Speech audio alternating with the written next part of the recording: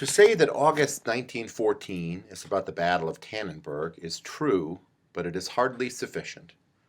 The same must be said about the book's relation to the outbreak of World War I in Russia.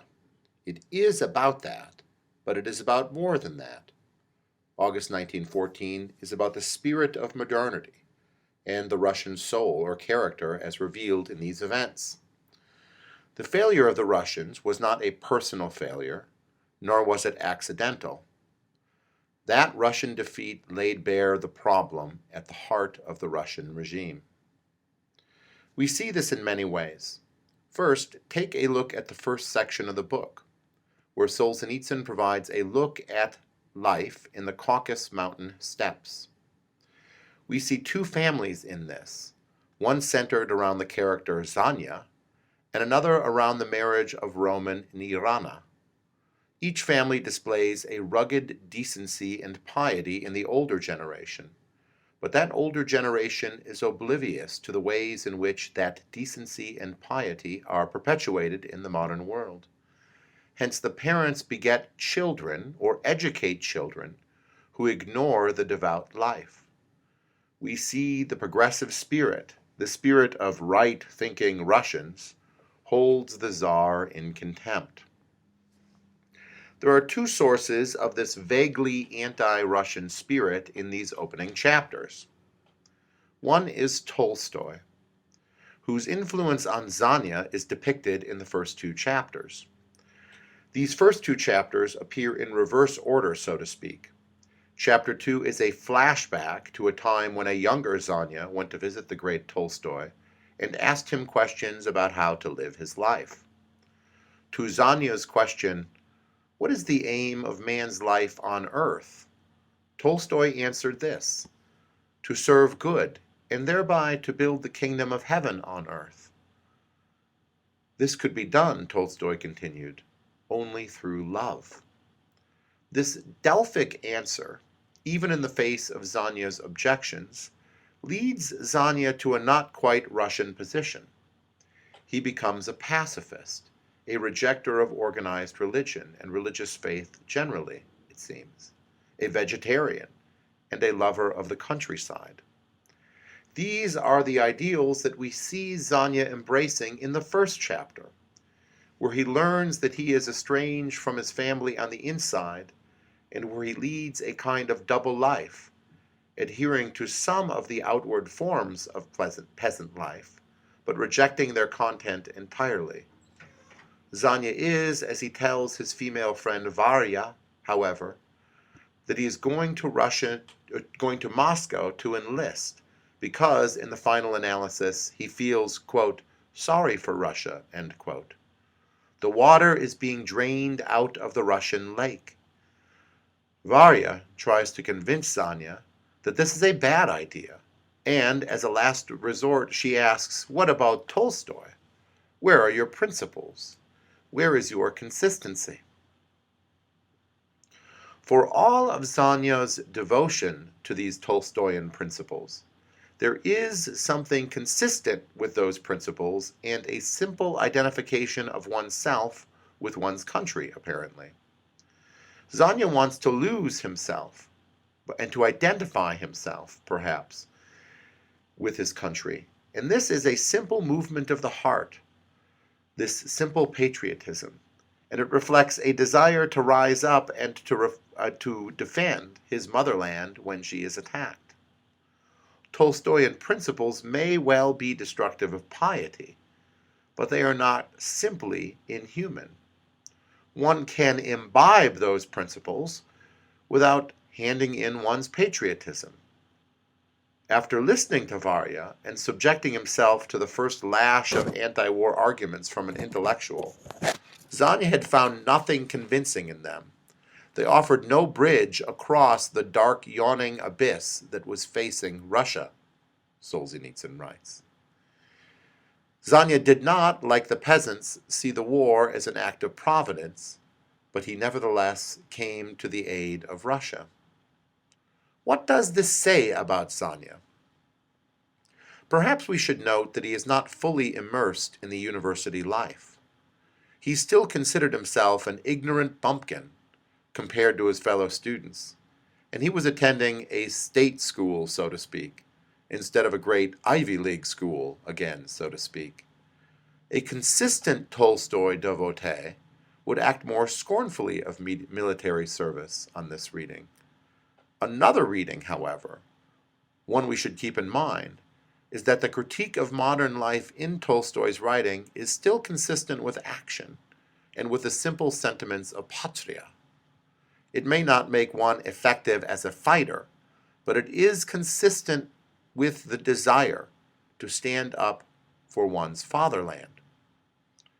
Chapter 2 ends strangely, with Zanya looking on a train out over the night air, where he sees a young, charming woman on a balcony wearing a gay white dress of a woman of leisure. The poplars hide her from view, and he never sees her again. This woman, we learn in the next chapter, is the pious and beautiful Irina, or Oria. Irina is the wife of one Roman, a hard-drinking, prosperous atheist. Irina's father did not have an heir, and his first wife was dead. Irina's father was a pious man who bribed the bishop so that he could remarry, and Irina was the product of this second marriage. He married her off to the most suitable suitor and then died, leaving his considerable fortune to the husband, Roman. Roman's parents live with Irina and Roman, and they too are pious peasants. Irina's mother-in-law, Evdokia, is simple, pious, and a great believer in traditional sex roles. If the husband beats you or banishes you from the bedroom, one must wonder, she thinks, what the wife did to upset him. That seems to be one of her thoughts. Zakyar, Irina's father-in-law, is a clever peasant, somewhat untutored in the ways of the modern world, morally, but a prosperous and indeed path-breaking landowner who invests in the latest inventions in order to be more productive with his land. Roman, their son and Irina's husband, has contempt for Russia. He drives English cars, wears English tweeds, aspires to be an English gentleman. Chapter 3 opens with his desire to be exempt from the service in the war, and this section, chapter 9, ends with his discovery that such an exemption has indeed been granted. In the intervening chapters, we see the problems this family has in perpetuating their distinctly Russian ways to the next generation. The first generation, Evdokia and Zakyar, are Russians and love the country, though they do embrace foreign inventions from Siemens and other economic innovations. The second generation of their family, their children, is made up of Roman and Zanya, both of whom have embraced progressive ways, if for different reasons, and both of whom are, as the novel proceeds, irreligious and do not worship the Lord or pay respect to Russian traditions. Roman, we learn, fancies himself a child of the revolution of 1905, that is, and he sees himself as a shrewd leader of the future. He is not a socialist, nor is he a communist terrorist, but he does have dealings with both these types. The terrorist spends time trying to extort money from the landowners in Russia, and Roman does indeed pay them off in order to protect his family from murders, and he even manages to talk the communist terrorists down from 30,000 rubles of protection money to a mere 27.5 rubles. Roman admires Maxim Gorky, the future Soviet and Stalinist sycophant, and he would, of course, be far more radical than the constitutional Democrats. But then, who was there to the left of the constitutional Democrats? Only the socialists? It is safe to say that his parents are okay with Roman getting the exemption from service, This shows that they too are not entirely attached to those ways or to Russia. Their patriotism, such as it is a modern variety of patriotism, where they see their interests served by the country. The old man regards the war against Germany as sheer lunacy, as idiotic, in fact. The story of Zenya, in contrast, illustrates the difficulty of educating one's children in Russia, where the best teachers have contempt for Russian ways.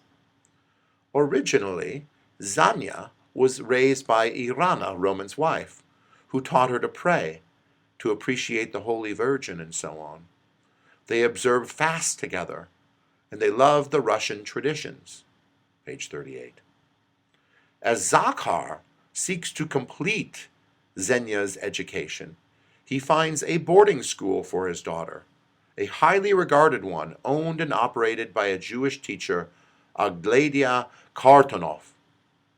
She taught Zenya in the modern way, and Zakhar neglected to ask Agdalia the most important question when he was searching for a school.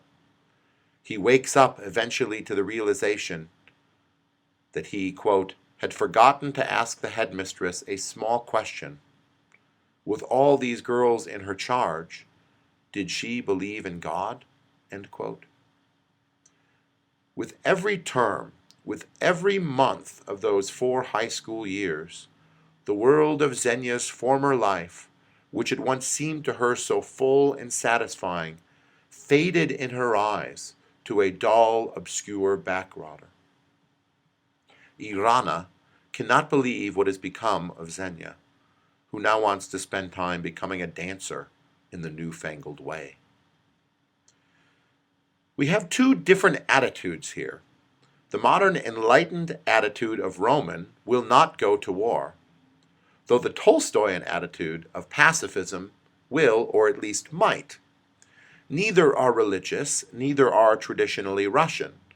It becomes clear at the outset that, once he is exempted from service, Roman is very interested in the outcome of battles, but he has a spectator's interest. He orders a map with flags to chart the progress of the armies. I have spent much time on the opening section for 2 reasons. First, because, we will see, that the attitudes bubbling around on the Russian frontier are also built into the Russian army itself, where there are revolutionaries, reformists, fatalists, pacifists, and so on. Second, we emphasize this section to show that the novel is no simple historical fiction. It is a mix of forms, and it is not only about the battle. This opening section emphasizes the difficulty of perpetuating the Tsarist regime amidst the enemies of the regime, by way of showing the difficulty that various families have in perpetuating their own ways. And if a family cannot do it, how difficult must it be for a country?